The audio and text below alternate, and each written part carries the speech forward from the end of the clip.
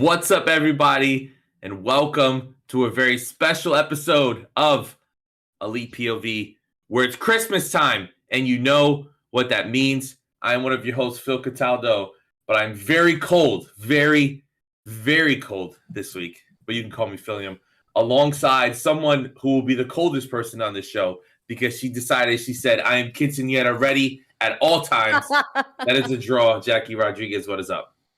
What is up? Not the temperature. That's for damn sure. That's a good one. It is. That was a good one. It is freaking freezing. You like that segue, huh? No, it is pretty damn cold. But I want it to be festive. I mean, I didn't have the Santa hat thing going like Kimmy did. So I had to get creative, and I was like, what can I do? So I wanted to look like an ornament. Like you could put me on a freaking Christmas tree. So I'm like, throw the sequins on. Mm-hmm. I feel very festive, but I'm freaking freezing. I literally have a heating pad on my chair. I'm toasting my buns. So I'm doing good. And I don't have a Christmas hat in reach. I probably have one here somewhere. But I said, you know what? Everybody always talks about the good things of Christmas. Let me represent the bad things of Christmas and show these kids that if you don't act right, your team will lose and get embarrassed on national television on Amazon Prime as well. So, on your birthday. So the bad things of Christmas. So the Jets are green. The Grinch is green. There you go. There you go. My eyes are green. Yeah. Well, this Warlow hoodie has green on it. You're Grinching it up. I'm Grinching it up. And now the voice you hear, of course, the man buried under how many feet of snow? Oh, Mr. Kyle Masters, what's up? Mr. Sick Masters, I'm still recovering. I've had this cold for like almost a week now. And it just won't go away. It just won't. And I'm surprised because 2 days ago watching Dynamite, I was in rough shape. But it's been one hell of a week. Like I haven't even been able to shave. That's how bad it is. Like my beard's getting long. I'm gonna get as long as Phil soon. Do it. But other than that, yeah, I was supposed to go in. Because all my Christmas stuff is, so I keep all my, because of the apartment, there's not enough room. So like I use my dad's basement as a storage unit, basically. All my Christmas stuff is there. And I was going to go there today, but sure enough, Winter Storm's like, you ain't going nowhere. You're staying inside and you're getting naked for the third week in a row, baby. That's right. 3 weeks in a row. Let's go. Jackie's halfway there. Yeah, exactly. Jackie came prepared this week. Don't have far to go. The fourth host on this show, I'm going to be honest with you, I want to V-trigger through a wall right now because she's wearing a CM Punk shirt, and that is Miss Kimmy Sokol. What's up? I told you. We went through this. We picked my outfit for tonight. Yeah, together. What did I say? Ring of Honor hoodie. We discussed this. I got the receipts, all right? And I said you could wear the Punk shirt, Ring of Honor hoodie over it. Jesus Christ. Well, you are dressed in anti-W. You are in anti-AEW attire right now. The only reason I am 1% okay with it is because you're kind of promoting FTR with Dax Harwood, which is going to be all of our new favorite podcasts. And I think CM Punk's going to be the first guest, right? Isn't that like a thing? No. Because the world hates me. He's the topic, not the guest. Oh, good. Thank God. So okay. I didn't need Dax getting in trouble his first episode of his podcast and then getting sued like Cabana. So this is what I mean. What's going to go on here. So like the first podcast that CM Punk does after leaving the Fed back in the day was Colt Cabana's, and he just ripped the Fed apart. Mm-hmm. Now this is the first podcast he's doing, or the topic of, since leaving, or quote unquote leaving AEW. We really don't actually know until we see what happens in the future. Is this going to be a podcast where it's just like it rips AEW apart? Like, what's going on here? No. Like, he's not. Wait, so he's not actually on it? He's not. No. So then, what the hell was the point of that picture? So they're going to talk about him. So how weird. All friends and a familia, and how they're like the sons of Bret Hart. That's the whole conversation. So then, like, why didn't he post a picture of like them together? It's crazy that if they're the sons of Bret Hart and like FTR got the excellence part of it and Punk got the miserable part of it. Because like I don't understand why like Jesus Christ, bro. You know what it is. They'll be like, hey, Bret Hart, did you like your sandwich? You'd be like, yeah, it was pretty good. But you know who fucking sucks? Goldberg. And you're like, Jesus, Bret. Yeah. We're not even talking about wrestling. You know who can't That's make a fun. sandwich though? Goldberg. Guy sucks. Goldberg, give me a fucking concussion, which he did. I still hate Goldberg, but still, we got to move on, Brett. I don't like sandwiches the same anymore because Goldberg. Yeah, because Goldberg, that piece of shit. But if it's just your first time listening, welcome. We do the show every Friday, and Kyle likes to get naked on it. So you got to make sure you tune in live. YouTube.com/ElitePOV, Twitch.com/ElitePOV, at least until Elon tells us we can't promote our show on live platforms either. So that's fun. If you guys want to follow the show on Twitter, if Elon doesn't burn it to the ground, at ElitePOV on Twitter and Instagram, ElitePOV clips, where we post some fun stuff. The videos I've been doing, filming myself, have gotten some good traction. So we thank you guys for sharing it, giving it some views and likes. We thank you over there. And yeah, if you like what you hear, patreon.com/ElitePOV. If you guys want to donate, it's the holiday season. We have some great new shows starting in the new year, so make sure you don't want to miss that. And shop ElitePOV.com for all the great merchandise we have up there and all the great merchandise we have coming. So stay tuned to that. But like we said, Dax Harwood has a new podcast. I don't think I could be more excited for Jackie to listen to this podcast. And I'm going to put this out there in the universe. Dax, we had you on our podcast. You need to have Jackie on your podcast. 100%. Oh, man. Manifest that. All right. That would be amazing. They could title it FTR Girl 4679 with FTR Dax. Great interview. Jackie, how are you feeling that you have a new podcast that you're going to be obsessed with? Frankie Bebop in the chat. Frankie Bebop. Franklin Delano Beboppington. Beboppington. Oh, wait, before we get to that, Jackie, shout out to Nate, who's recovering from the surgery. Woo! Shout out to Nate. We're with you. Throw them hearts up. Mama POV also in the chat. The Rodriguez family showing up strong this week. Now, Jackie, talk about your new podcast and how much you're going to listen to it more than ours. My new podcast. Yeah. Yes, the new podcast that I'm going to be on weekly. Just kidding. Yeah, you're the producer, aren't you? Isn't it you, that guy, and Dax? That guy, Matt Kuhn. Hey, yo. What a name. But yeah, interesting. But no, I'm really excited about this one because, you know, Dax Harwood and a microphone, you really can't go wrong here.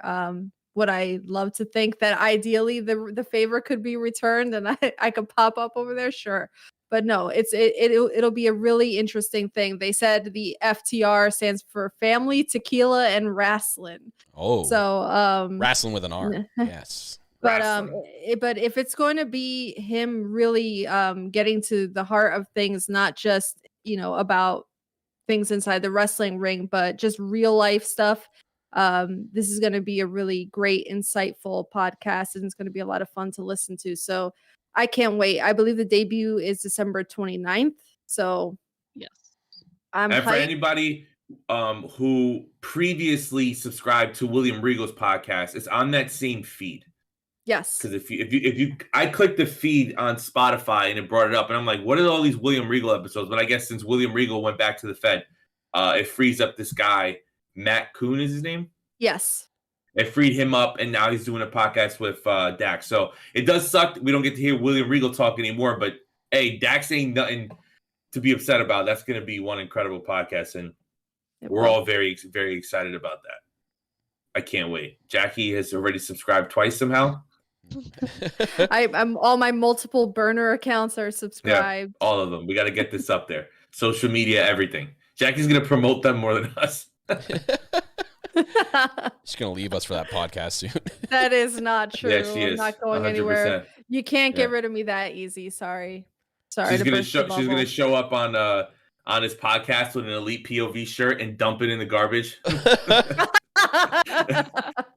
Wow. Like Alundra Blaze did. Medusa, yeah, like Medusa did. Right? She's also Alundra Blaze? Yeah. Yes, same that is person. correct. Okay, yeah, like Medusa did. And it got, I don't know about wrestling. I'm just here because they look good, you know? Bring back the bra and panties matches. Those were great. Oh my god. Was there any news this week? A little bit. This is going to be an all over the place show, okay? We're tired, we're cold. I'll bring some stuff up. Children. Yeah. Where's Kimmy Ready the for bumpy in my Christmas? thing? I'm not a child. Oh my god. Again, you saw my ID that said I was 21. You held it in your All right. hand. Anyways, physically. we got Anyways, let's move on. when Warner Brothers Discovery's deal with AEW expires the end of 2023. Right now, the feeling is that AEW wants to stay loyal to the WBD brand for the very important next round of negotiations coming up. WBD actually has an option year for both Dynamite and probably Rampage, which in most believe is to have a price escalator as part of the option. So that'll be interesting to see AEW in the new year with WBD and them going forward. I think that's going to be huge the next set of negotiations with AEW because they've been nothing but happy with AEW and they want to do big things with it. So AEW is about to get transcended into another level when it comes to TV deals and stuff like that going into next year. So it's going to be it's definitely going to be a weird year for Warner Brothers Discovery because this is the first full year we're going to see where they implement all the changes that we've been talking about all year, right? Of course, if you guys don't know, Discovery bought Warner Brothers earlier this year, and they've been moving stuff around. If you guys, I thought that was the other way around, isn't it? Warner Brothers bought Discovery. No, Discovery bought them. Are you sure? Not the other way around. I don't think that's right. Discovery has more money than Warner Brothers. Warner Brothers was losing money because of the DC films and all the stuff that they're doing is not making money. And they bought HBO Max. That's why there was talks of putting HBO Max on the Discovery Plus platform. And then the head of Warner Brothers Discovery is the person who was the head of Discovery. Oh shit, you were right. Well, there you go. So that's the thing where people were like, well, the Warner Brothers people were high on AEW and were high on wrestling, but would Discovery be like that? That was the big fear. So, I mean, we're in for a very interesting year when it comes to that. I know there's talks of rebranding HBO Max. I know we've talked about on this show the potential of hopefully maybe one day Ring of Honor being on an HBO Max. I think it's going to be one giant super streaming platform for them. Like they're going to combine HBO Max, Discovery Plus. We don't know what it's going to look like, right? Yeah. And like Kyle said, at the end of 2023 is when AEW's up. So we'll see. I mean, they've already moved AEW from TNT to TBS due to the sports commitments that they have. They brought on hockey. So now AEW would really never be shown on Wednesdays because they have stuff going on all year long. And it's just like, I think that they work well together, but I don't know. I'm kind of nervous, but also kind of excited because we could see this maybe partnership get a little better. But what do you think of all this, Kimmy? So I think the interesting thing is, I think it was a couple weeks ago that they fired all or most of their executive branch. So there's hella changes going on over there. So I think it's going to be interesting. I think the other thing they're going to try to capitalize on is, they've talked about doing other shows beside wrestling, like how they had Roads to the Top. I think they want to do another show like that. So I think we're going to see more of that programming as well. But yeah, it should be interesting if they decide to get their shit together and not fire everybody. Listen, I know this will make me sound like a mark, but I think it would be based on the YouTube numbers that they were able to get. Give Ty and Sammy a reality show. Like I just feel like it makes sense, right? Even if it's like a short-lived show, why not? Why not take a shot in the dark, right? They do the vlog stuff anyway. What's the difference? Just have real cameras following them. They live a very interesting life. I want to see them do like Jackie? Gaming shows, gaming type shows. Yeah, but are they going to put that on TV? They'll put that on the network. I mean, on like the app or whatever. Reality shows, it's tough because it's been done. So like I'd wonder how much interest there would be for them. I mean, didn't Roads to the Top get a lot of interest? I think. I liked it. I watched it before Cody stabbed me in the heart. Weirdly enough, I thought I'd seen that. The drama. I thought I'd seen that the show that they did had more views than that. The one that Cody was a judge on ended up getting more views than Roads to the Top. I mean, that show was a bigger show anyway. But it wasn't like it was. Well, a competition-based show. Yeah, it was kind of not gaming, I guess. Oh, then Carrie's texting me saying that didn't they start filming a reality show at the start of December, like a backstage reality show? Oh yeah, so that's something they'll get. Yeah, I guess maybe if you do a whole company and you could kind of focus, like, oh, this episode's gonna be about these wrestlers. Maybe that's a different take on it. Yeah, that to me would be more of interest personally, like a documentary based kind of show. Like if they don't get to like trash TV reality show, like where you could tell that it's completely scripted and like they're doing things like, fabricating scenes just for drama and stuff Oh, like I hate that. that. Like I can't stand like when they do shows like that. I mean, yes, that's the Like kind of Total stuff Divas. yeah, that's the kind of stuff that generates ratings because people do kind of eat that kind of content up. But I think that if they can do it like in a tasteful way where it's like you're generating the interest of people who genuinely want to see like some of the behind the scenes stuff that goes on and like on a real reality based stuff, they could probably produce some really cool content with that.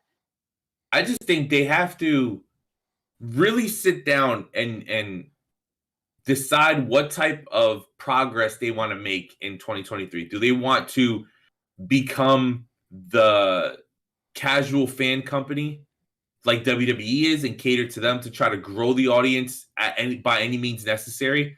Or do they want to kind of double down and build a diehard fan base? Because you do shows like Jackie's talking about for diehard fans and give them the real behind the scenes access.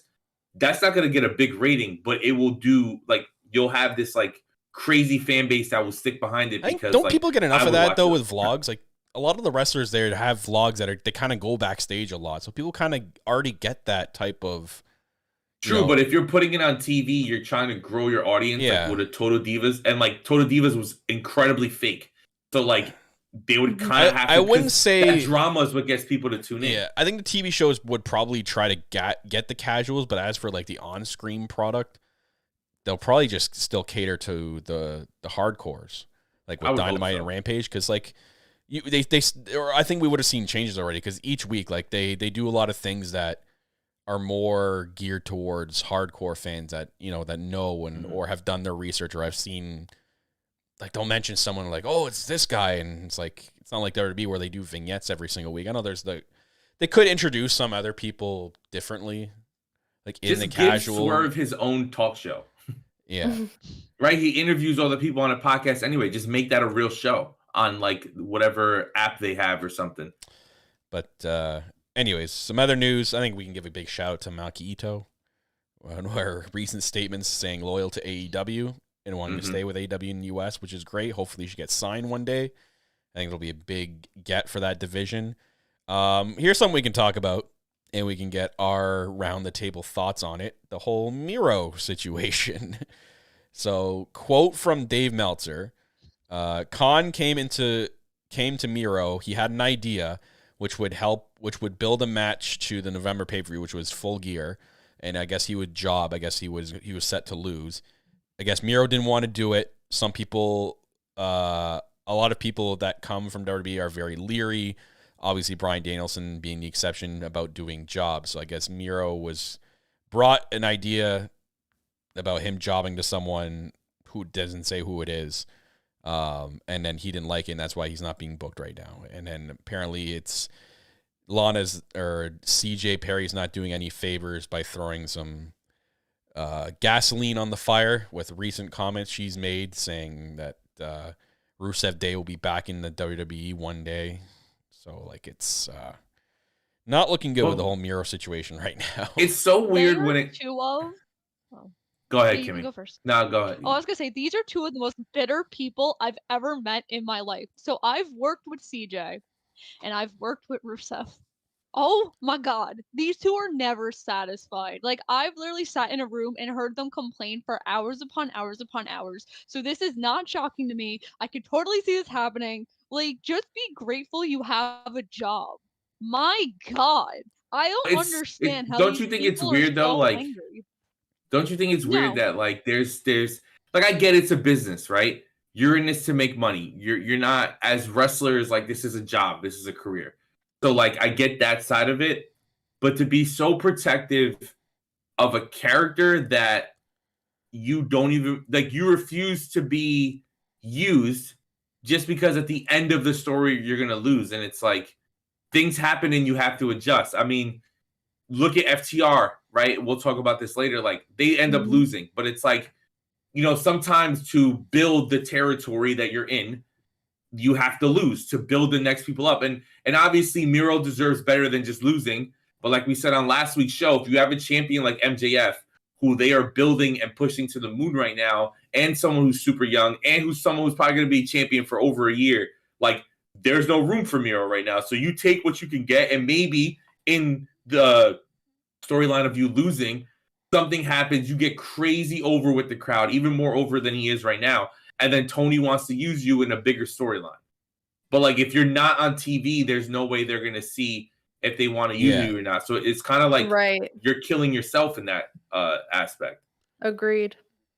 But I think that was the thing in WWE. Like, that's why he was so frustrated, because he would always lose. And I guess he was promised, oh, he's going to be this huge thing in AEW. And that's where we get all the superstars being frustrated. And this is part of it. So I'm not shocked. Like, this is one of the things I'm like, oh, makes sense. Just kind of sounds like he's not patient to me. That's my guess. He's not really patient. Like, he was gone for a while doing some filming stuff, and then when he came back, it's not like they just didn't have anything for him. They presented him with an idea, and now he's being bitter about it, and he doesn't want to stay patient and have something, maybe at the end of that story he loses and then something pushed to him again after that, and maybe he ends up winning at that story, but he doesn't want to stay patient. He wants, stories to be brought to him right now, which is he's lucky that even happened. Because from our understanding is what the concept backstage is, they don't have a lot of stories for people. They expect wrestlers to come up with their own stories and to come to Tony Khan and the executives or whoever's in charge with ideas and pitch ideas. So like it kind of just looks like he expects the red carpet to be rolled out every single time, and to be walk his hand to the ring into all these feuds. And then if he's not winning, he doesn't like it. He's just kind of being a big baby at this point. Yeah. I just find it interesting that, when people use the term, to be jobbed out to somebody, on the basis of what you're going to come in and you're going to lose to somebody.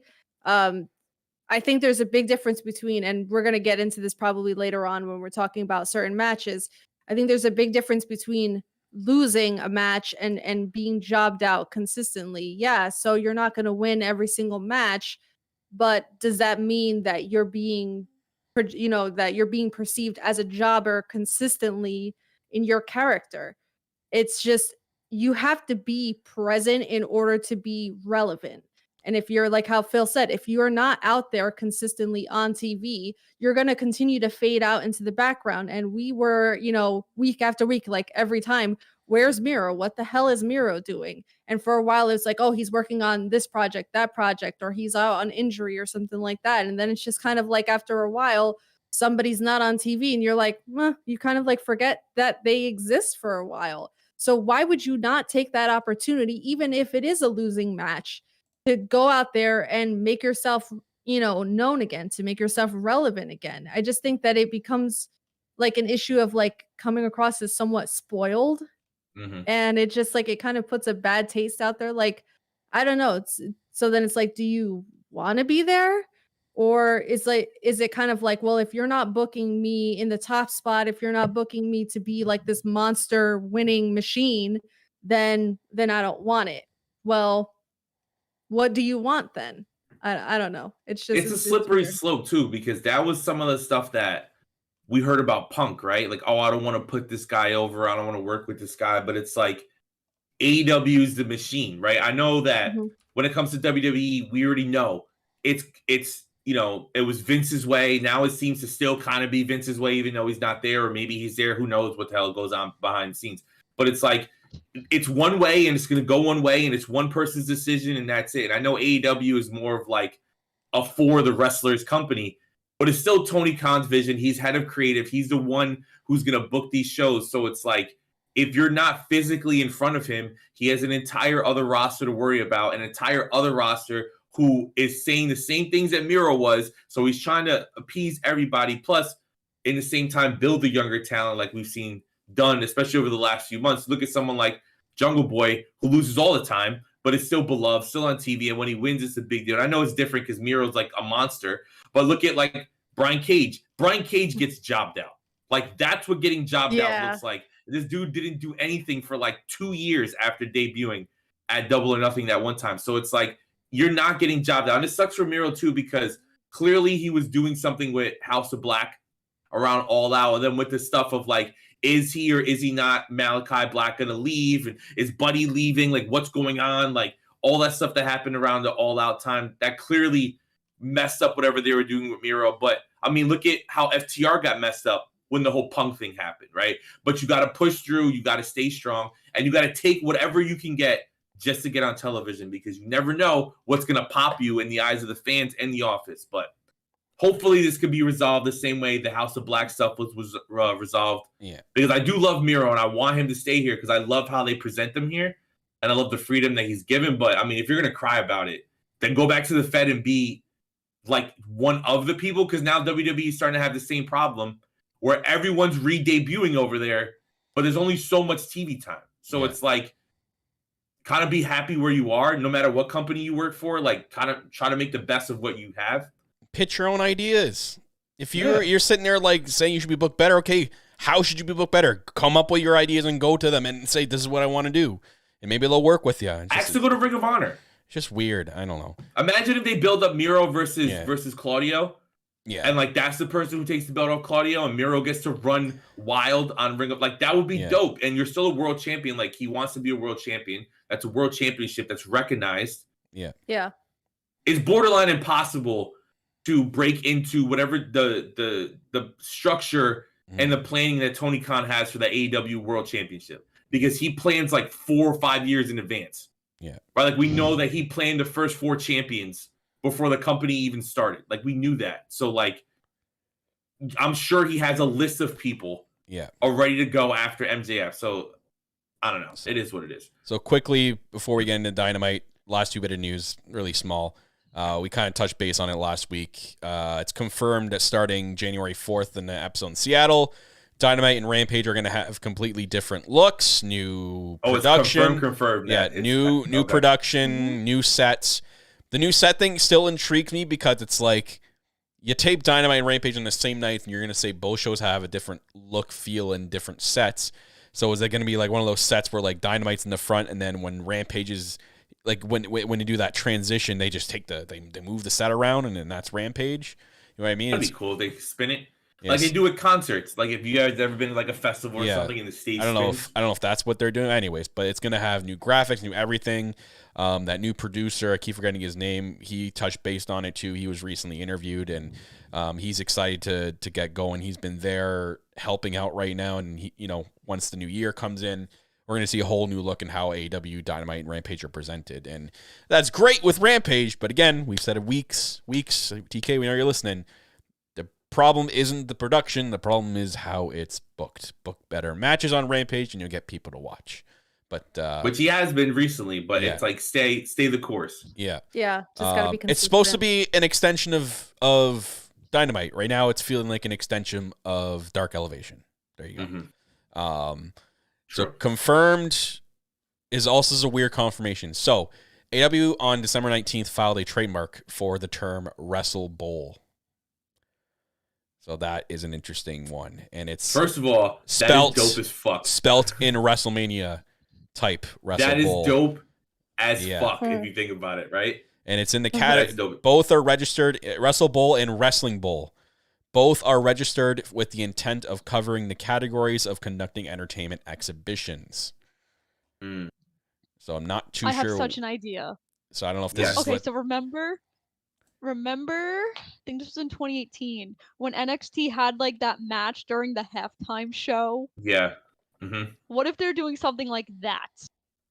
Because Bowl, Super Bowl. Maybe. That's a good point. That's a good point. Even though I don't understand why anybody does that, because you're either watching the Super Bowl halftime show or you're watching the Puppy Bowl. No one watches anything else.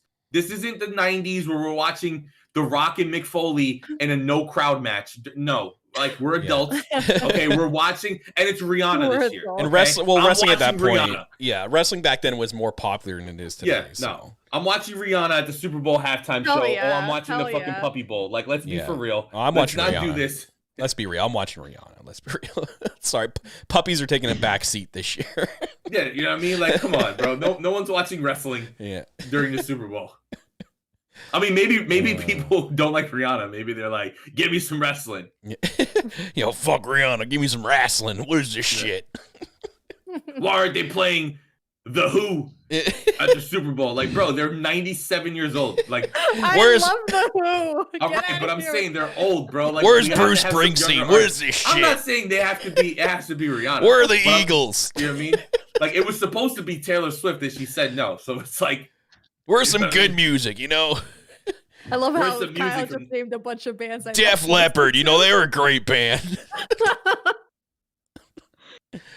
Get out of my discography and playlist, Kyle. Rude, real rude. What's the other news? Is that it?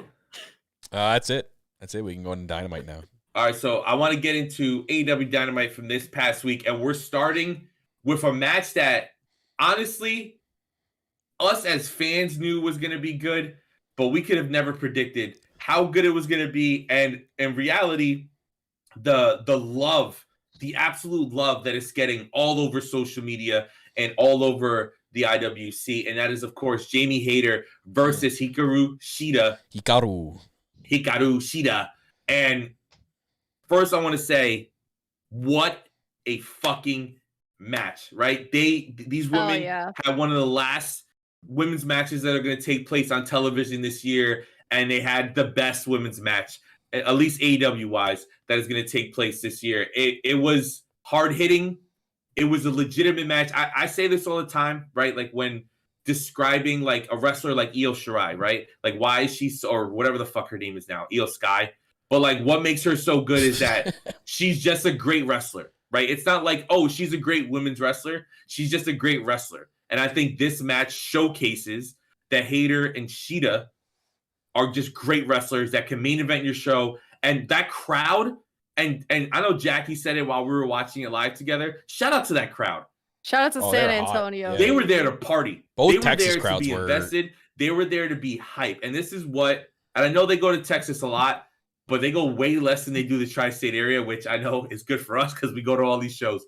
But it's like going to new markets, going to new venues, and giving them new, fresh matchups like Hayter versus Shida showed that when all lined up like that, it'll work because the crowd was super invested and the match was unbelievable. But Kyle, it's your girl. How proud are you sitting back watching her steal the show like that? Don't want to sound cocky here, but like I kind of knew it was going to be a banger of a match just because we know how good both these women are. Not even just Jamie Hayter, but Jamie Hayter has proven that she's like the biggest MVP of a champion since Britt had the belt, and it's just she's taking that belt and she's doing what she said she was going to do. She was going to be a fighting champion, and she's fought with that belt and put on banger of matches, and it's just incredible to see. And both, good for both these ladies for main eventing a Dynamite, and not only that, being the top rated matches on a lot of sites on North American soil this year in 2022, and heavily deserved. Like they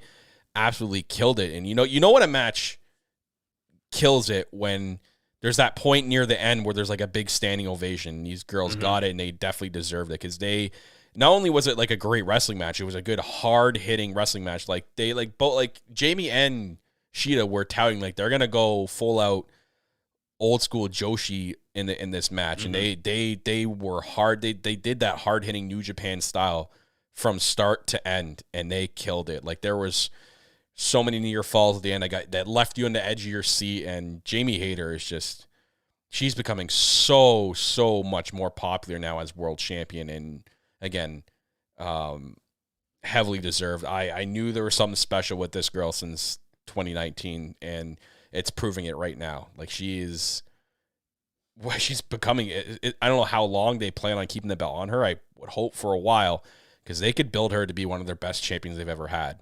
Because she is, and it's not even just like she's great in the ring. Like the attitude she puts off, like on her promos, are fantastic. It's always like the little things too, like the way she sells wrestling moves, the way her facial expression is, knowing where the camera is. Like all these little things attribute to what is a great professional wrestler and a great world champion. She kind of, checks off all those boxes. So I was so happy with this main event, and we got what we got after all the shenanigans. it got to me like thinking, I'm like, okay, like, are we going to get who it's going to be tonight? Like, I'm like, it's, and I was thinking Thunder Rosa because it was San Antonio. She ended up coming out. So it's definitely not going to be Thunder Rosa because, like, at this point, right now, as of today, they haven't announced who it is. So it's literally going to, I want to say it, but then at the same time, like, it's not going to be, and then I'm going to be wrong, but, like, it's got to be Mercedes. You got to think, like, all, like, the little clues here and there with her going to Japan at the same time. Like, there's going to be other AEW wrestlers there. Could she fly back for the next week and be the mystery, partner for Saraya? There's all the history there. There's that little thing that people keep pointing out on Twitter that, she was handed a ticket for ringside by Saraya. Who's she going to give that ticket to?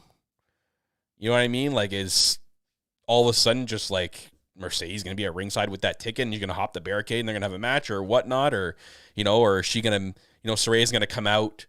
I always get this vision of like Saraya coming out and she has the mic and she talks about that ticket that Britt gave her, and Mercedes comes out with that ticket.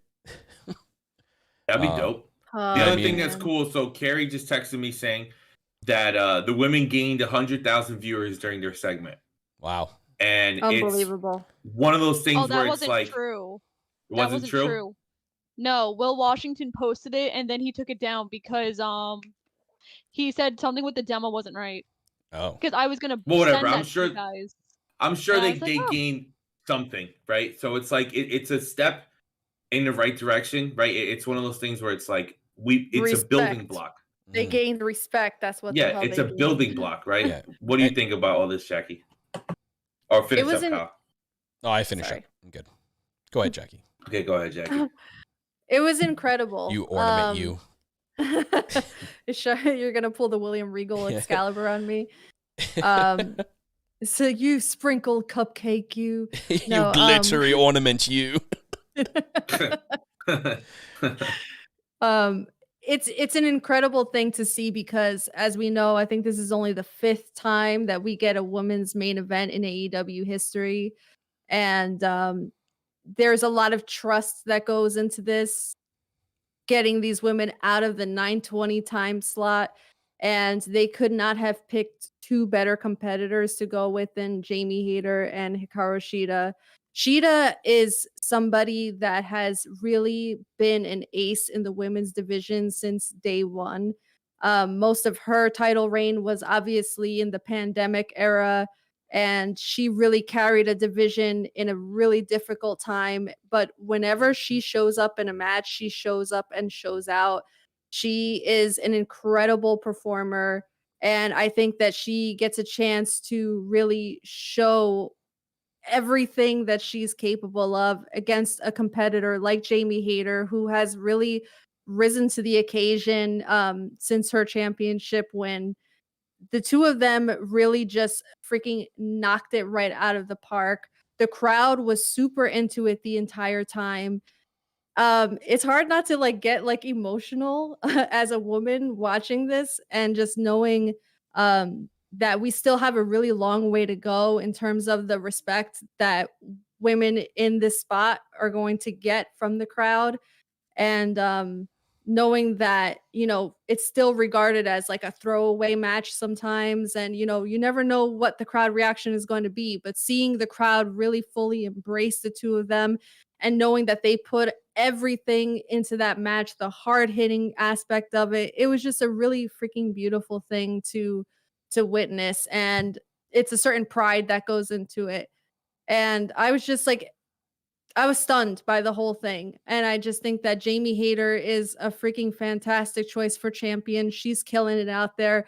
Everything that she does, from the way that she competes in the ring to the way that she sells everything, like Kyle said, she sells everything through her character work, her in-ring work.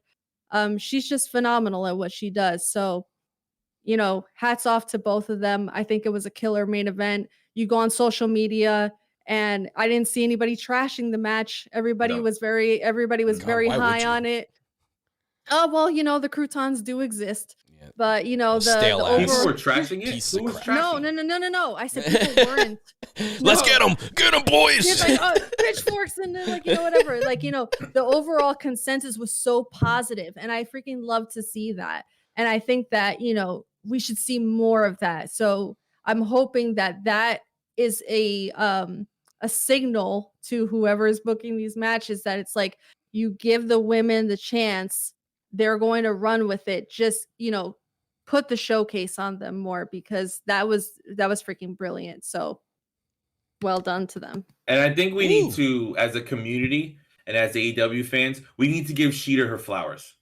Right? We've been talking about giving people her flowers, because I know that match, the people have been posting the graphic of like all the matches that Shida has had while she's been in the company. And to me, like, I know we talk a lot about Serena Deeb, right, being this like excellent wrestler. A lot of the wrestlers, especially like FTR, talk about how great she is and how she's like the top, right? But as far as people who are on TV every week, because Serena isn't.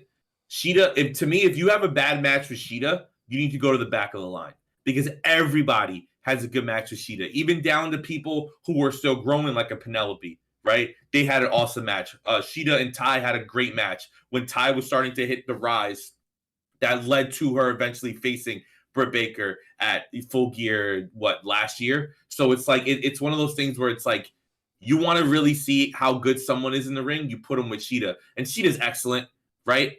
Yet again, when we talk about women's wrestling, I always bring this up. We need to get that belt off Jade, because the TBS division could be a division where Shida basically brings everybody up to her level.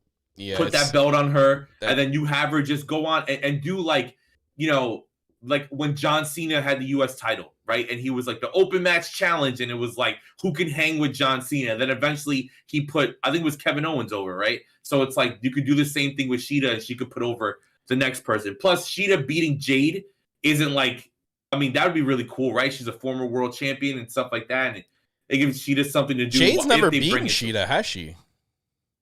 I don't know if they've ever really fought. I don't think they've ever fought. So that would be an excellent match. And plus, like, Jade likes to hit hard. And I saw somebody earlier, I think it was Ascended who said it.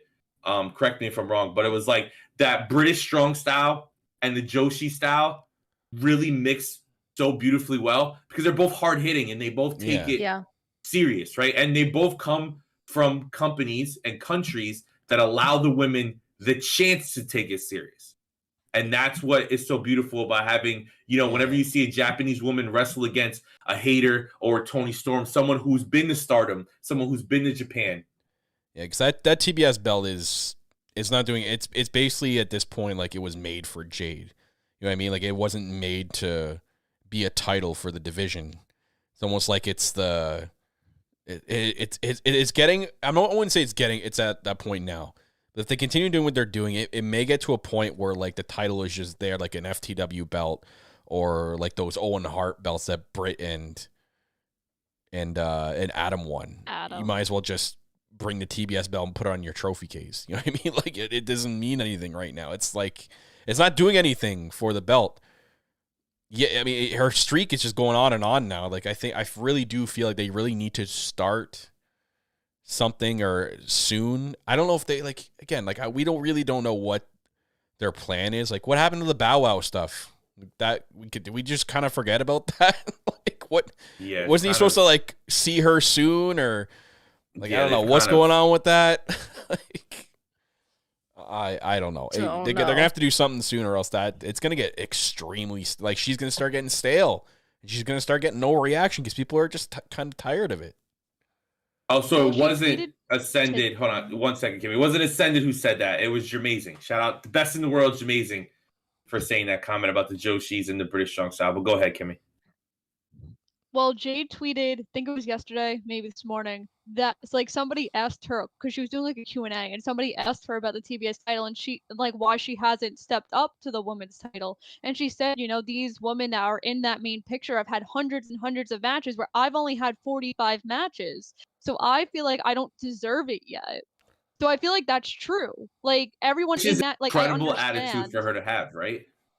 Yeah. So I understand, like, of course this is getting stale. Obviously, the original idea was Statlander. She's hurt right now. She tweeted this week also that she's still not cleared yet. But she brings up a good point. Everyone in that main division has been on the indies, has been everywhere, where this is Jade's really first opportunity. I mean, and for having 45 matches in, you can still doing lose pretty and not damn have to good. go for the world title and still have matches to get better. It's just like this mainly talks about the TBS belt and how it's really losing its value to begin with. Like what's Kyle, what's the TBS belt? It's a Jade belt. It's not a TV I'll- belt. It's supposed to be a TV belt, but it's not. It's a Jade belt. Well, I'll question you this, Kyle. If you had to pick someone on the main roster to lose it to right now, who would you pick? We just said Shida. Shida. We were just talking about it for like text. we just talked about it for like 15 minutes. I told you that my stream was lagging. She's lagging okay. a little bit. All right, so we said Shida. So because we don't, Shida or Shida Athena would have been a good choice. Like there's other. I think Ty would be a great choice, or Serena. There's women who could beat her, and it doesn't kill the buzz that Jade has going. Well, I understand Jade is making the belt mainstream. She's bringing it to all these places that she's going, which is incredible and great. But it's a TV title. It needs to be defended frequently. And if Jade feels like she's still too new to be, it's technically defended every single week, either on the Rampage. TBS title. Yes, it's defended almost every single week. Yes, it is. The TBS title. You're drunk, Kimmy. You must have lagged back 6 months because I don't know what you're talking about. That shit is barely defended. You know what would be cool though? Joking. You know what would be cool and like Not true. I know it would be a while, but like just say Mercedes did come in and she was Soraya's partner, right? And then she's in AEW, she's all elite, and then they build her versus Jade for the pay-per-view Revolution. I could see Mercedes rocking that belt and calling it like the boss strap or something like that, TBS. Something like that, or the boss championship. I can see that. Like they can do so many things with that. That would be hilarious, but they got to do something. Well, I guess we'll see what happens in the new year because it kind of looks like it's just stagnant. Like she's defending the title tonight against Vert Vixen. Yeah, like come on, Vert Vixen. Yeah. Who gives a Which I think she's going to be signed to the company. There's some rumblings. Which is cool. I think I remember seeing Vert Vixen on like Dynamite. I mean, not Dynamite, on Dark and Elevation. She's good, but I don't give a fuck. Yeah, it's not. I don't care. She's not going to beat Jade. Plus, we already know by now because those spoilers would have been leaked heavily. Yeah, exactly. They would have saved her and they wouldn't have had her loss on a tape show. Kimmy, any final thoughts on Hayter versus Shida? I thought it was good. This is why we wait to do our year-end awards for matches like this. Good point. I thought they deserved the main event, especially because if you've seen the ratings, every time they do the Elite versus Death Triangle, the ratings drop, which is proven statistically. Yes. Ooh. That's mainly why I think they did it. They're losing the ratings every time they put that match in the main event. So I think this was a smart move. Especially, this is the third time women main evented this year. The last time was for the Ring of Honor Women's Championship when Deanna and Mercedes wrestled. So I thought this was good. Good step into 2023. That's an awesome call because when that match happened, I was in Disney, so I don't even remember that main evented because I watched it like the night I got back from the park. So I didn't even. That's good. And then we had Britt versus Thunder main evented, and that was a huge deal when it happened. Seems like centuries ago now. It's so crazy that it happened earlier this year, which is another thing. Yeah. Like, it is going to be so hard to pick 5 or 6 or 7 matches because there's been some unbelievable matches in AEW this year. Like, we might have to only pick one FTR match. We're going to have to go for tough. like 10 matches. And listen, speaking of us kind of going back and forth, this is a segment that since this thing happened on TV, me and Kyle went at it while we were watching it live.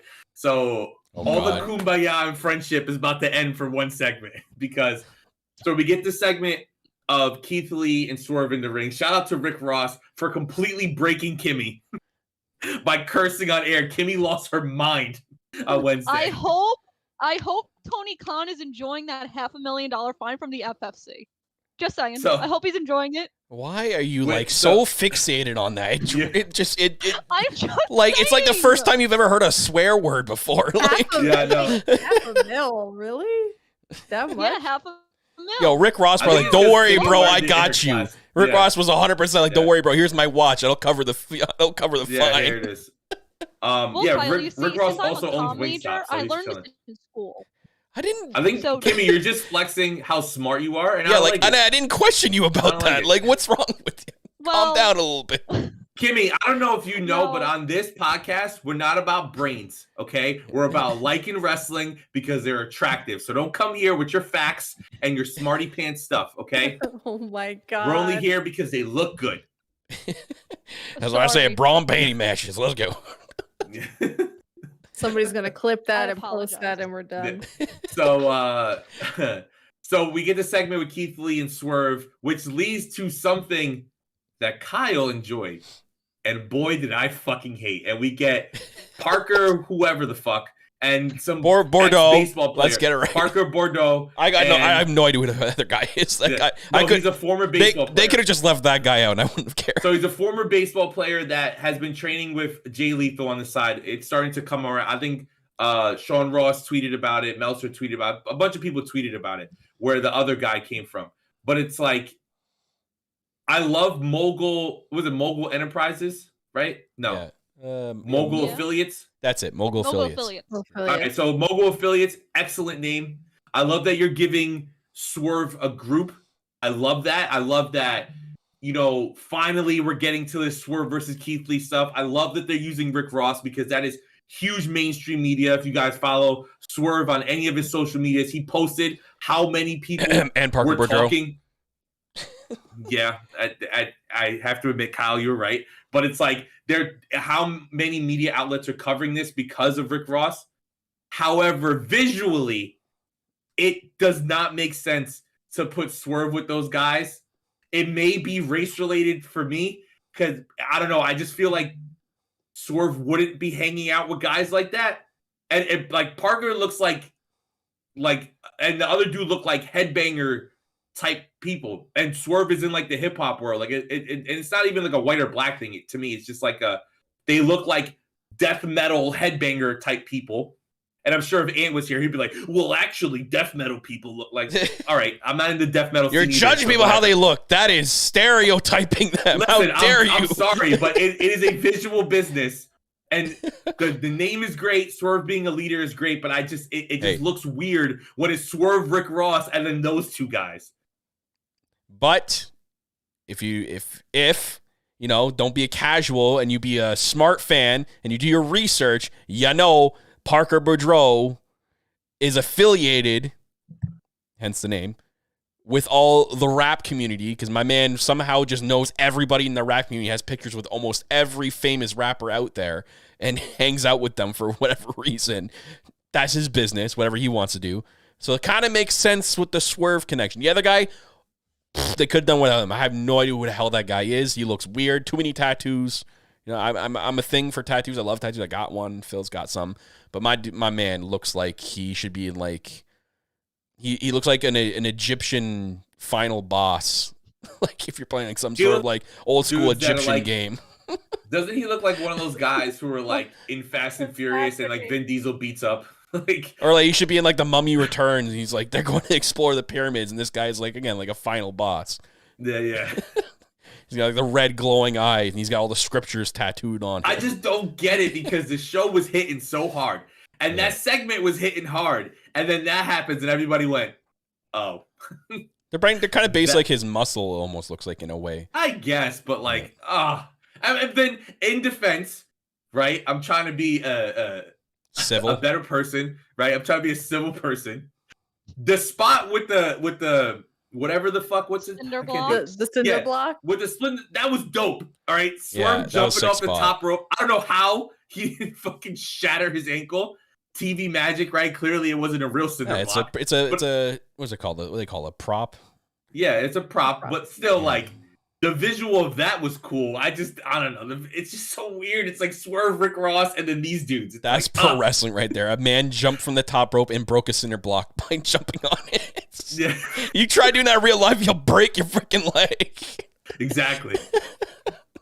Jackie, you be the person with the brain on this show. What Shanika said in the chat too is the pacing, dude. I think the pacing kind of ruined it. It was a little too long. Wait, so you're saying the segment that's at 9:20 is never paced right? Weird, because that's where the women always are. So it's like, oh my god. All right, Jackie, go ahead. Yeah, I mean, I don't have much more to contribute on this segment because I think that was a part where, like you said, when it gets into that portion of the night, I think like my brain just kind of clicked off for a moment and I had tuned out momentarily and then I tried to tune back in. No, I'm gonna be honest. And I tried to tune back in and I could not follow what the hell was happening. That's the nicest way I've ever heard anybody say you're boring. Yeah. Yeah, boring. No, I really just like I could not follow what the hell was going on. Then you heard motherfucker and you're like, whoa. And then Kimmy was like, whoa, wait a minute. Tony Khan, how dare you? See, that was the other thing because when we do, like, by the time I kind of like honed back in, it was an argument between Kimmy and Kyle about the like, they're going to get fined. Oh my God, Kimmy, shut the hell up about the fine. And then it was just like, it was freaking pandemonium. Kyle's like, I get it, Kimmy, but it's not your money. She's like, yeah, but you don't understand. I learned in class, it's $500,000. Hope Tony Khan's happy. But, I mean, on the bright side... And I think the wind just sent her into another dimension right now. She's frozen. Oh, no. Kimmy, come back to us. Come into the light, Kimmy. Someone raise $500,000 so we can get Kimmy back. Quick, someone say motherfucker so she comes back. Hopefully she'll come back to us. But anyway, we've been asking for movement on this. We wanted, like, some movement with Keith Lee and Swerve, like their feud to kick off. She's back. So welcome back, Kimmy. Came back from the shallow realm. God, how was it? So much. It was great. It was dark in there. The poltergeist get you.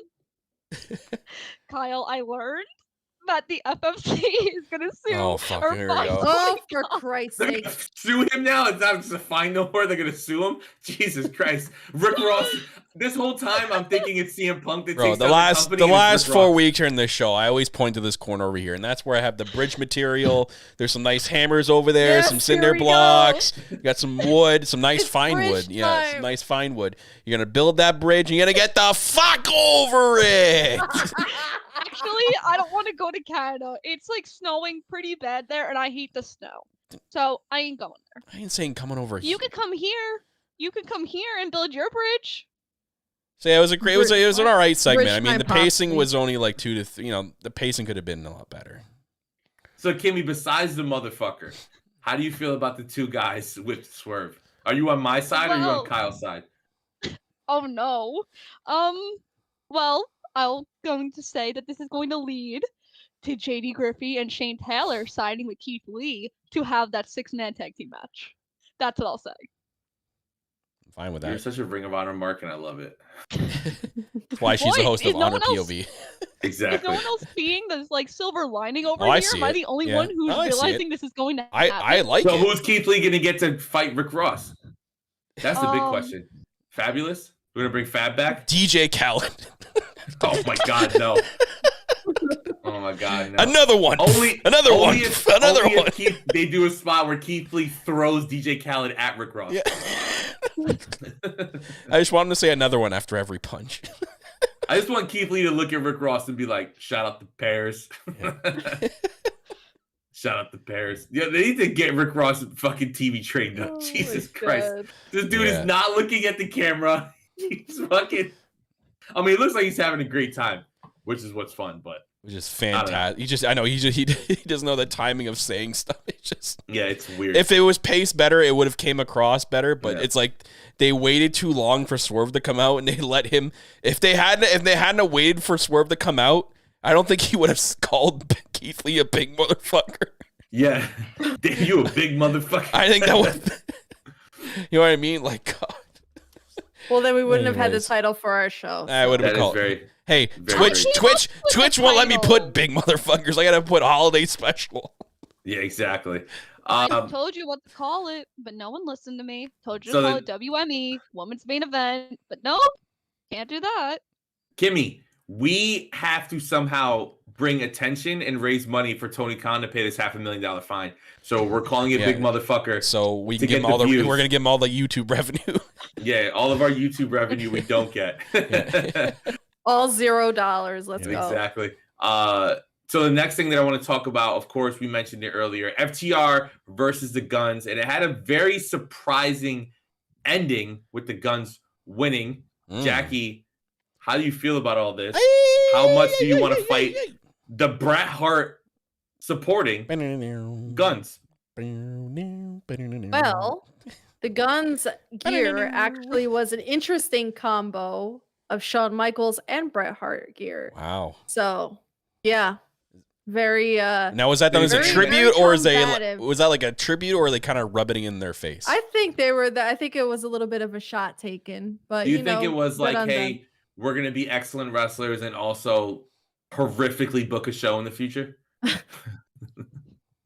Listen, Shawn, I loved Shawn back in the day, even though he does some questionable things nowadays, but it is what it is. So this match, you know, like we've been building to this for a while now, and you know, it was inevitable that we were gonna finally get FTR versus the Guns, the Ass Boys, and we got it, and we had a surprising finish, which was the Ass Boys and their shenanigans, cheating to get that win over FTR. Now, the match was what it was, but we've been seeing, or I've been seeing at least, a lot of discourse in terms of the word burial and things like that. FTR is being buried because buried, man. They're going back to the Fed. They're being buried because they've been losing consecutive matches, etc., etc. I really need people to take a step back and, you know, separate losses and burials. They are two different things.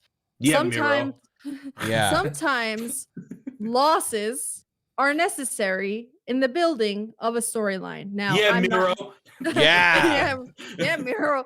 Now, yeah. Oh my God. I'm not saying that I'm Nostradamus over here and that I'm predicting the way that a storyline is going to be booked and that I know what's going to be happening in the future or anything like that. However, this could be theoretically, hopefully, fingers crossed, building to the storyline of a series of losses. Shout out to head booker Kerry for this one. A series of losses and then a redemption arc in which FTR makes their triumphant comeback. I need people to be freaking patient. Just it's got to happen in 1 week. Trust the process. It's like a few losses does not a burial make. Like, people get like, 3 losses in a row. Oh my God, they're freaking burying FTR. They must be on their way out the door of the company, etc., etc. Who would ever say such a thing like that? I know. Shush, right? Phil. Honestly, Matt you know, like, here. you know, it's, you know, people. I'll like, expect my apology when they're in the match at All Out. You know, they shouldn't be losing to a team like the Guns and such. Like, you know, you got to build the next generation of tag teams. You cannot, you know, squash everybody underneath you in the process of being at that level. You just can't do that. So just be patient. I think that this is leading to something. I hope that it's leading to something. I don't think that this is over and done with. I think that there's more story to tell in a comeback from FTR, not only with the Guns, but in just a story arc period. So I'm interested to see where this goes. I don't think FTR is down for the count yet. So y'all just be patient. So what I took out of everything Jackie just said is, we know that Tony Khan is the king of long-term storytelling. So based on what Jackie just said, Lance Archer, world champion, 2023 because nobody loses more than Lance Archer. So here we go, baby. World Championship. He's the man to beat MJF. Let's go. It's a redemption story for Lance Archer. Did his redemption story start the second he signed? Yes. But we're here for Lance Archer World Champion. I'm sorry. No offense to the guy, but I'll quit watching pro wrestling if that happens. Just saying. They just had like the send-off for Suzuki-gun, and you're over here burying the guy. See, that's a burial, people, okay? It wasn't FTR losing to the Guns. It was Kyle and Lance Archer, who clearly have a match at Revolution. He does need to be world champion. He's not world champion material. That's just my opinion. Ooh. Kyle grabbed the shovel and he was just like digging and digging. But what do you think of FTR and the Guns, Kyle? It was good.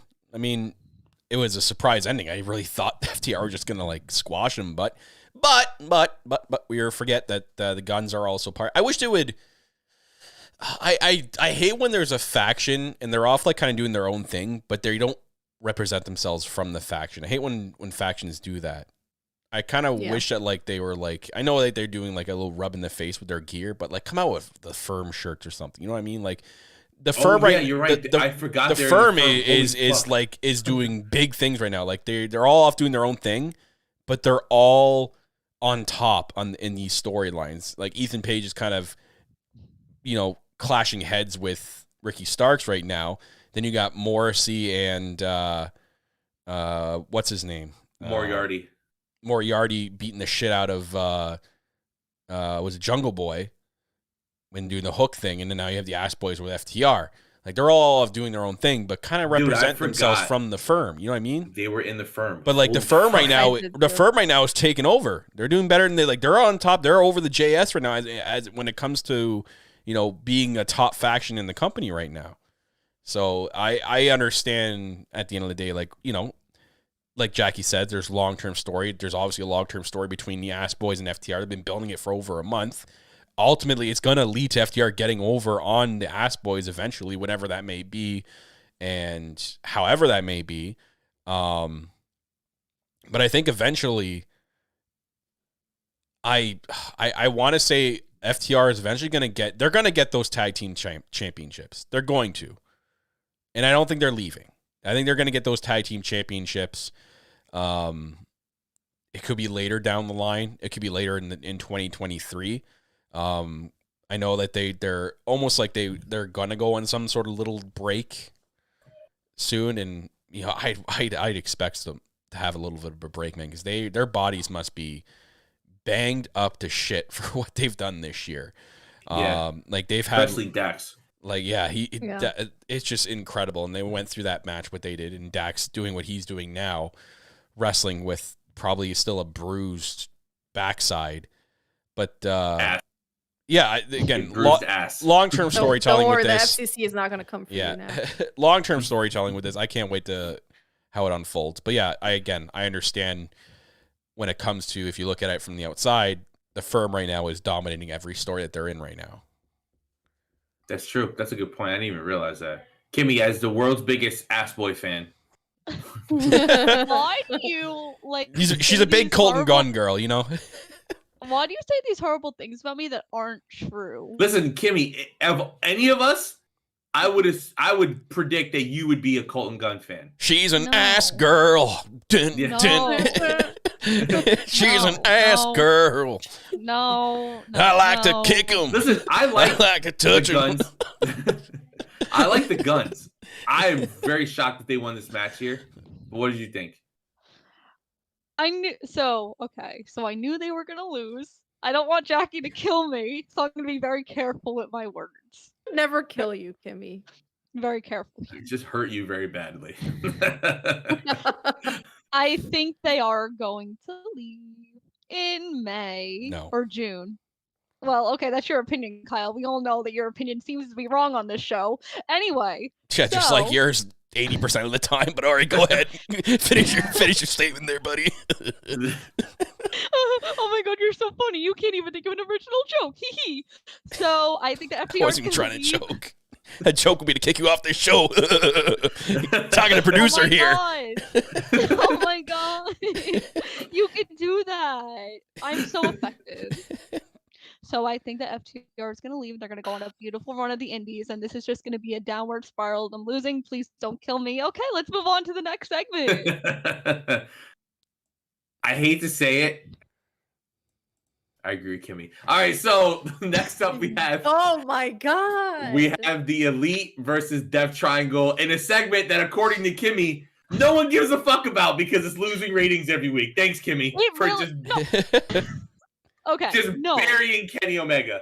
I'm not burying Kenny Omega. What I'm saying is at this point in the game, I just think that we all know how this series is going to end up. And since we've seen this match 5 times, that people want to see something different in their main event. Give me any combination of these 6 men every week for the rest of my life, and I'm good. I'm happy. I'm a simple man, and I have simple requests, and that is Kenny Omega versus Buddy Matthews on fucking TV. All right, but no, Kenny Omega and Pac and the Lucha Bros and the Young Bucks, I'm down with it. Give me all that every week. Please. That match was incredible. Another great match, another great story. Mm-hmm. Yes, we know they're going to come back, especially did they cut a promo on TV or was it on BTE? I get them mixed up nowadays. I think you could have predicted it when they said last week the last match was going to be a ladder match. How do you not know it's going to go 7 at that point? Yeah, exactly. But they were talking about when the Cavs came back on the Warriors and they have the NBA and NBC. It's very heavy NBA influence, which is clearly the Elite's going to win. But maybe they don't. AEW likes to maybe they lose to Death Triangle or whatever. But the matches are so good. This is where wrestling fans to me, right, are fucking annoying, because it's if I told you we were going to get this match 6 months ago, you'd be like, fuck yeah, let's go. This is going to be incredible. Now you're getting it 7 times in a month and a half. Who gives a fuck, bro? It's like an exhibition. If you were hey, you're going to get to watch a LeBron James ran team versus a Kobe Bryant ran team in a fucking best of 7 series, you're like, hell yeah. We don't even have to go that. If I told you right now we were going to get Argentina versus France 7 games in a row, people would lose their minds. Because in sports, best of 7's 3 or 4 games happening in a week. We're getting it once every week. Exactly. So just enjoy the show. Enjoy the great wrestling. Don't listen to Kimmy and talk about ratings. Okay? I'm so sorry. I'll stop with my stats. Maybe I'll just stop talking at this point. Why don't the 3 of you just go on with the show? Don't listen to them, Kimmy. Jesus, Kimmy, CM. You Kimmy tell me Punk. to go. Well, you tell me to go last every single. You're time. really living the T-shirt. Yeah, you know why I'm making you go last every time? Because your connection is going bad. I want to make sure you're there before I go to you. Oh, this ain't my first rodeo there, CM Kimmy. Jesus Christ. You know what? This is ridiculous. Christ. Well, Kimmy, I'm going to you first now. Give me your expert analysis on the match Hopefully that you did not enjoy. Okay. So should I get my notes like Daniel Garcia does on BTE? Do it. Which, by the way, show me the notes. Oh man, I don't have a piece of paper over So, here. Kimmy, as you can see here on these notes. As you can see over here by these notes, guys, the Elite strategy. Stop it. What'd he do? You know what, Kyle? You're an asshole. No one likes you. I'm glad you're sick for the holidays. So Jesus, Kimmy. By these wonderful I notes expect an over apology here. after that. That was rude. What? Do you hear what you tell me every day? Did I say you wish you were sick for Christmas? Jesus the Elite Christ. POV press conference over here. Kimmy over here bearing Hangman. You stepped Kyle over the Masters. line. Holy shit. Oh my God. Bring it back. Bring it back. I am so sorry. Thank Anyway, as you see by these wonderful notes here, the Elite had an strategy in this match. There was some blood. I don't know if that was in the cards, but it happened. They had such a great match. We are now moving into a Falls Count Anywhere. This was a great way to open Dynamite, get the Texas crowd electrified, and it was great. Woohoo. And back to Kyle with our sports. Kimmy, you're the best. Even when you're not. I know you I still am. are. Oh, don't say yes. You're just ruining it now. Now you're the worst. Kyle, give me better expert analysis on this match, please. Well, I'm not going to sit here and wish people were sick for Christmas, but let me. Jesus Christ. The Grinch over here. Yeah. And I'm in green. Kimmy McScrooge up there. Jesus Christ. Anyways. I'm in a Santa hat. Well, he could have fooled me. False accusations. False. False accusations. Anyways, God, I can't get enough of this series. It's going to be unbelievable. This one, we got the no DQ. You know, we got the weapons. We had a freaking using a Christmas tree in the ring, for Christ's sakes. Like, these guys went absolutely nuts with this one. And you know what I mean? Like, they're doing, at least they're doing a good job not giving us the same exact match every single time. Like, we're getting wrestling moves. You're going to see the same wrestling moves in every match with whoever it is. Wardlow's going to go out and do the same thing every week if he was wrestling every week. Like, what are people expecting? Like, these teams are at least trying to do different things in this match. So, like, I thought it was incredible. And the next week we're getting a Falls Count Anywhere. Who knows what part of the arena they're going to be in when this pinfall happens. They're going to go everywhere. They're going to jump off everything. There could be a spot backstage where they jump off, where Nick Jackson jumps off something or whatnot. It's going to be interesting. But next week's Falls Count Anywhere. It depends where this fall is going to be. But and it's going to lead to the ladder match. We know how crazy the Young Bucks and Lucha Brothers get in a ladder match. Oh my God. Now you're adding Pac and Kenny Omega and that Kia Forum last match. It's going to be great. I'm having nothing but fun with this, and this was nothing but fun. It was awesome. Can't say anything more. Kenny looks absolutely fantastic. I hope next week I just hope next week he takes it easy a little. I want to see a little bit of ease with Kenny next week because I want him to be 100% first Wrestle Kingdom match the following week. So I mean, if you guys saw his match on Dark this week, like, he was taking some bumps. Jesus Christ. So I can't. Like, Kenny, I know you're healthy, but like, ease up a little bit, for the love of God. Because like the world's been waiting for Kenny and Ospreay to go at it. Like, this is almost like the passing of the torch kind of match. Like, you know what I mean? Like, Ospreay's trying to become the Kenny of New Japan when Kenny was there. So like, what better way than you have these two go at it in a Wrestle Kingdom match? Like, this is it. This is the match. So God damn it, Ascended. He popped me. He said we want our wayward son to carry on. What you did there. That's good. That's good. Jackie, what do you think of all this? I know you're a huge Kenny Omega fan. I am. And I'm pining to see him get back into the singles run, but for now, this best of 7 series has been killing it. And like we said, they were gonna have to find different ways to level it up, and level it up they did. Towards the end of that match, we saw that freaking bloodbath with Death Triangle going in for the kill post match, and the Elite were pretty bloodied up. So I'm wondering if that's how it's going to keep escalating as the matches go on, if they're going to keep getting more and more violent and crazy and stuff like that. But we know that they're going to have to do something, because if that is in fact the way that things are trending, where people are going to start like tapering off in interest slightly because it has been stretching on, you are going to get the diehards that are going to love it no matter what. But maybe there are people that are like, we've seen it for a few weeks in a row. So then go watch the motherfucking Fed. This company ain't for you, baby. Yeah. This company ain't for you. I want Kenny Omega every fucking week. I don't care who he faces. So do I. But I'm just saying, like, in terms of like, you want to bring it to that next level. And I think that matches 6 and 7 with the stipulations are going to bring that next flavor into it. It's gonna like that sabor is gonna come into it, and it's gonna light it up. So be ready. And then be ready for the House of Black to come out right at the end of that match. Exactly. Stare down the winner and set up the pay-per-view match. Ascended is pulling the ant. He says, say it again. So that sabor is going to come into the... Sabor. But no. But I mean, all in all, an incredible match, and definitely something to look forward to. And for all those people who are changing the channel when that match comes on, I don't know, bro. Go watch Rhea Ripley beat up Tozawa. I don't know what to tell you. Yeah. This company ain't for you. And you know what you're acting like? A bunch of raggedy bitches. Because we need to talk about this Danielson promo. You raggedy bitch. The thing that stole the show. That actually, people at first were like, when like the firm came out to interrupt Danielson. But Ethan Page versus Danielson is going to be fucking awesome. And we get Stokely Hathaway continuing to be a just absolute gem on television, calling Bryan Danielson a raggedy bitch. Kimmy, I'm going to you first again.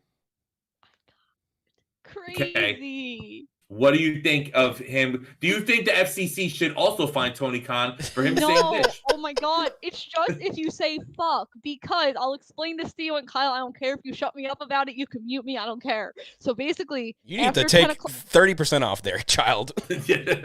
No. So basically, after 10 o'clock, you could say that because, there's this rule. Children are still watching TV. They don't want them to get affected. They don't want them to curse. So if you say it before 10 o'clock, you get fined. If you say it after 10 o'clock, you A-okay in the books of the FFC. So what if you call someone a raggedy bitch? Is that like a $10,000 fine? No, that's fine. You don't get fined at all. Oh, so kids can say bitch then? Yeah. Wow. Not my kids. Wow. How dare you? Are you gonna? I know when I was young, bitch and fuck were like in the same category. Like I couldn't say either. I couldn't say either. Like I said shit, and it was like, hey, where's the belt? So you're saying that on television, a little young Jackie can hear somebody say maricon, and that's okay. But if they say fuck, it's over. Sure. Anyway, I loved this segment. I think Stokely Hathaway is a gift to society, and it really sucks that WWE really couldn't find anything for him to do because I think he shows every single week how talented he is. I think the whole thing about I almost swallowed my gum. That would have been an issue. So no, I'm serious. I almost died live on. That's karma for me yelling Kyle. That is karma. There you go. Oh, I hope you're sick. Let me swallow my gum. There you go. Jesus Christ. I could have choked. I could have died. Whole thing. I wouldn't have made it to Christmas. I think the whole thing that they're feuding over, Stokely calling Bryan like a vegetable man is also kind of funny because he loves his vegetables. But yeah, I'm excited for where this is going to go next, and I'm happy I did not choke on my gum, guys. She survived, y'all. Jackie, what do you think? Oh, I mean, the segment in itself was entertaining. I think the banter between Stokely and Danielson stole the show more than it did from Ethan Page, honestly, if we're being for real. But yeah, overall, like it's gonna stall Danielson on his way to MJF a little bit. Because we've been wondering how they're gonna potentially stretch that out. In terms of Danielson getting to MJF and maybe waiting to Revolution for that. So if there's going to be some roadblocks on his way over there, this may be the way to do that. So yeah, it was fun. Yeah, people forget how long it took us to get to MJF and Punk, right? Like that was months of build just to get them in the ring together. So like Jackie said, I'm sure this is a way of getting us off course a little bit. But what do you think, Kyle? Everything was great. I'm still, if they do have something planned for him, that's great. But I figured they would have pushed us ahead 2 weeks and had, this important of a match being this basically a number one contenders match for Danielson's hometown in Seattle, which is the first week of January. So maybe they have something bigger planned for him in that week. I don't know. If not, it'd be, I don't know. Just to me, it's kind of like a big miss then because they could have, this is going to be a big match. Right, they both want the world title. They're going to face each other to see who gets the world championship or who gets MJF next. So basically is a number one contenders match without labeling it a number one contenders match. So why not have that in Bryan Danielson's hometown where he's going to get the big reaction? I don't know, just to me it seemed weird they pushed it to next week and not 2 weeks after. But great segment though. Stokely Hathaway is just gold on TV.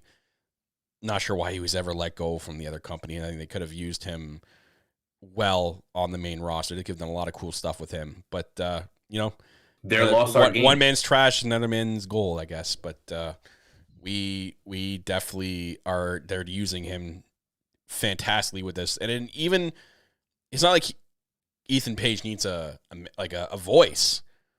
Ethan Page, when he does that projection, like yelling type of promo, he is one of the best at doing that. And it's so good. And he doesn't stumble over his words and it comes across as legit. So Ethan Page this was great. The whole segment was great and Danielson clapping back and it was great. I loved all of it. I have one request for that Seattle show. I need a Danielson main event and I need Aubrey to be the ref. Yeah. That's what I want. Yeah, that's true. And I know people were like, fan service, I don't give a fuck. Rise of Skywalker is my favorite Star Wars movie. Fan service me the fuck up, okay? Dude, they're going to Seattle. It's the first show of the new year, the first change for Dynamite. It's in a big arena, so like... yeah, let's do it. Give me Danielson and then with Aubrey, and then at the end, I want him to hug. Give me it all. I don't care what anybody says. So I mean, they could have...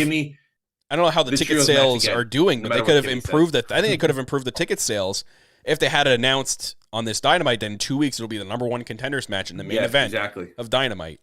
Yep. Ethan Page versus Danielson. Yeah. I agree with you wholeheartedly. I don't know why. Maybe there's going to be some shenanigans that push it back a week. I mean, Ethan Page they attack him before the match. No, like maybe the firm attacks Danielson. Yeah. And that's what sets up like an even bigger, like they get it even more. Which is, listen, we've been saying the entire year we want more Ethan Page. We want more Ethan Page on his own without having, Dan Lambert. Like that also seems like it was years ago, but it was just in the beginning of the year. We want him to get a chance to shine. He's getting a chance to shine on national television, and he's about to have a match, whether it's next week or in 2 weeks. Yeah. Against he's in the two greatest feuds. Wrestler of all time. I just realized he's in 2 feuds. He's in feud on Dark and TV. Yeah, so like to have Ethan Page not only wrestle the best wrestler in the world right now, but potentially the best wrestler of all time in Bryan Danielson, like that's only going to make him look better. Even if he's going to lose, but like it's going to kind of showcase him in a higher light, which is really cool. But speaking of great promos, I want to end the show with this. So we get Ricky Starks opening Dynamite, which leads to Chris Jericho coming out, which gets me nervous, but also gets me excited, right? Because seeing Jericho work with people elevates them to a main event level. But you're afraid that it's going to end like the Kingston thing, the feud, which kind of was messy. But it could also end in a good way, right? It could end with Jericho putting people over like he did with MJF, which would be a lot of fun. But it's like, I thought the segment where Ricky Starks was incredible. Anytime you put Ricky in a position where he has to babyface it up in a promo, he excels so much. He is such a natural-born babyface in the best way, right? Like, you would think somebody who dresses like him, who acts like him, would be more of a heel, but he's so good at getting that crowd behind him. Is so good at saying the jokes that we say to each other as friends every single week on this show. It's almost like The Rock, though. Like the parallels are incredibly similar. For like when The Rock was a bad guy dressing like that, and when he was transitioning into like the popular Rock, it's almost the same thing. Like he still kind of dressed the same way. I'm gonna make a very bad joke. Are they gonna call him the Rick? The Rick. The Rick. But my God. I think it's smart though to do this thing with Jericho, because I warned you. Now that Ricky was hot going into that world title match. If you want him to stay hot and stay on top, why not put him in a feud with a main level guy? And Chris Jericho, as much as some people won't agree, he is a main level guy in the company. Yeah. There's a lot of the main level guys are off busy doing something right now. So in the meantime, have him do something with Jericho to keep him on top. And that's the one thing too, like no matter how much we try to fight it, Jericho will be on TV every week. So it's like if we have to see Jericho every week, Ricky Starks as an opponent is going to be unbelievable. Like it is going to be so much fun because they can build an entire feud with just promos and it will be fire every week. Because Jericho's going to come with that heat next week, right? Because Ricky Starks beat him in this promo segment. Jericho's going to try to come at him hard again, which is only going to keep elevating and making Ricky Starks better. But Jackie, you like a well-dressed man. What do you think of this segment? The segment was crazy about a sharp-dressed man. Oh my God. The Kyle's like a human jukebox. Everything you say, he's got a song for it. But no, the segment was great. It was every time that Ricky gets going roasting somebody, he comes with some insults that just pop the shit out of me. He told Jericho that he was built like an air fryer. Oh yeah. I forgot about that. And I'm like, when you think about what an air fryer looks like, he ain't wrong. And then he said he looked like a single dad on his 5th divorce, living his best life. Wow. And I'm just like, he came for his whole life. And I'm like, he's a baby face, but he's not corny. And I love that about him because it's like sometimes baby faces lean in that direction where they're coming for somebody and they're really lame about it. But Ricky just brings that heat, and Jericho sells it so well. Like the insulted look on his face is just perfection. Like he just went full tilt, like, what the hell did you just say about me? And it was great. But yeah, he wanted Ricky to join in on their little faction, which he now got the crowd to chant that they were a bunch of jazz holes. Oh, yeah. I love how he was like, you can have that one for free. He's like, yeah, you can have that one for free. You're welcome. There's just so much about, like, there were so many golden moments of that whole promo that, Ricky just, he nails it on the microphone. So going into a program with Jericho is going to be really great for him, because Jericho, as much as we love to just be like, oh, here we go again, Jericho is also money on the microphone, and he can really sell that going toe for toe with somebody like Ricky. So that's going to be interesting. So now the two of them potentially having that match, it's going to put Ricky into good graces in terms of keeping him in the spotlight, which is what we need to keep his momentum going. So I'm here for it. And for the last time in the show, I want to get the opinion on Ring of Honor girl, because of course, Ring of Honor girl Chris 5469. Gotcha. Is a former Ring of Honor world champion. So that means Kimmy should be very much siding with Chris Jericho in this. What did you think of this promo segment? That's got to be the only reason is Jericho. Oh, not because of who he runs with either, because somebody else was there. Like, did you just see with some Daniel goggles? Garcia? Like, did you see his sunglasses? It was giving They weren't goggles? vintage. No, they were sunglasses. It was giving vintage 2000s, all black. We're mourning the loss that he lost the pure title. Listen, I was born in 2001, so I was. He's ready to go for a swim. He's got some nice goggles. Kimmy, you're so young. Some sick goggles there. Listen, Kyle, be jealous. Anyway, I thought it was fun. I think that we see every week why Ricky Starks is one of the top homegrown talent in AEW. I think that now that he's past his injury issues, his neck's okay, we moved past Team Taz, like, he could really shine on his own. And I really don't know why they put him with Taz, because damn, he could cut a promo. So I'm excited to see where this leads, and I hope for a really big 2023 for Ricky Starks. But yeah, this was fine. Daniel Garcia was there. That's all that matters. Oh, wow, Kimmy. I love that guy. Wow, yeah. Oh, you don't fucking say. You don't say. We've never heard that before. Jackie commenting in our chat. Kimmy said the 2000s are vintage and my hair just went white.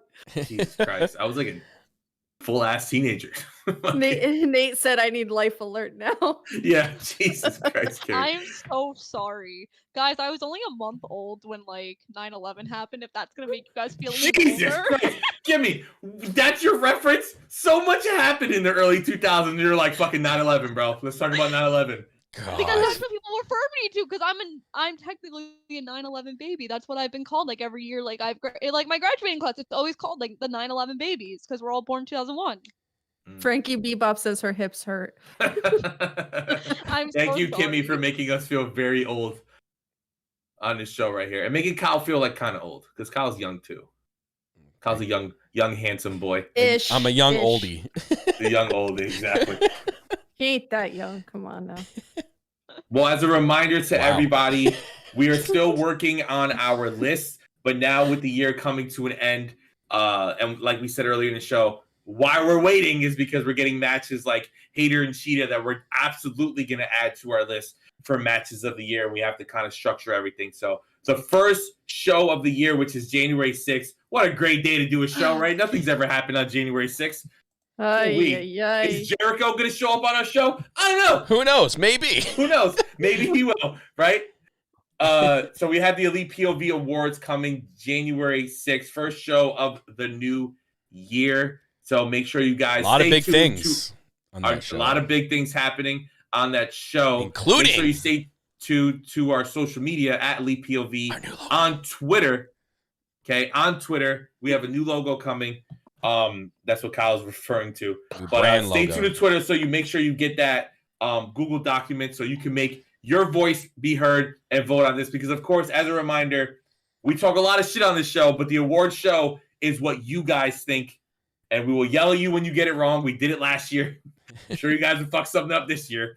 But it is your voice, so we want your voice to be heard, and we want your opinions to be shown in the forefront. So make sure you stay out to that Google document, patreon.com/ElitePOV.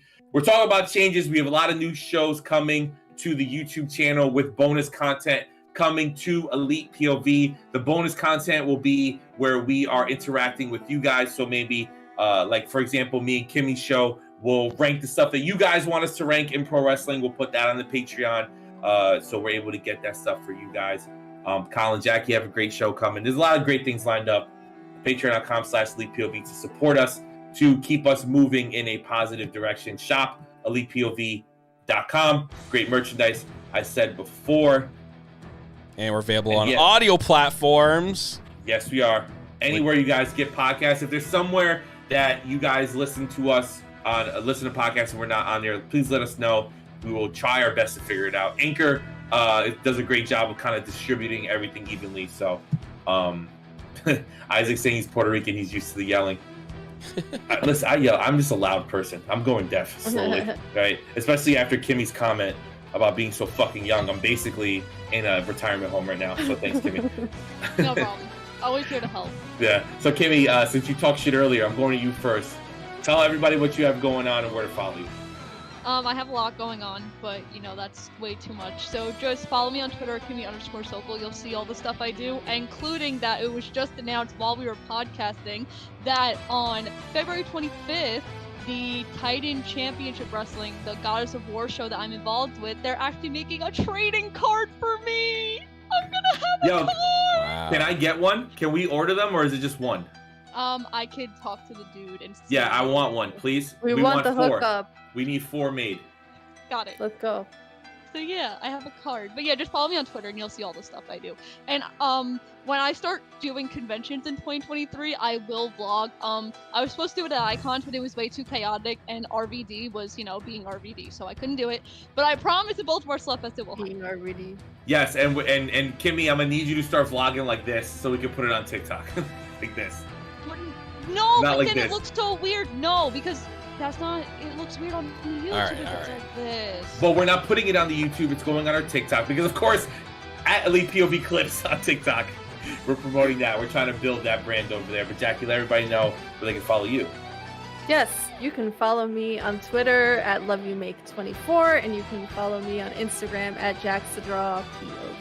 And make sure you guys go on all of your streaming platforms and buy Jackie's favorite Christmas movie, which is of course called Christmas at Abuela's. Please make sure you go support that great Christmas movie. Or The Cucaracha Stole Christmas. Kyle's favorite Christmas movie is The Cucaracha That Stole Christmas.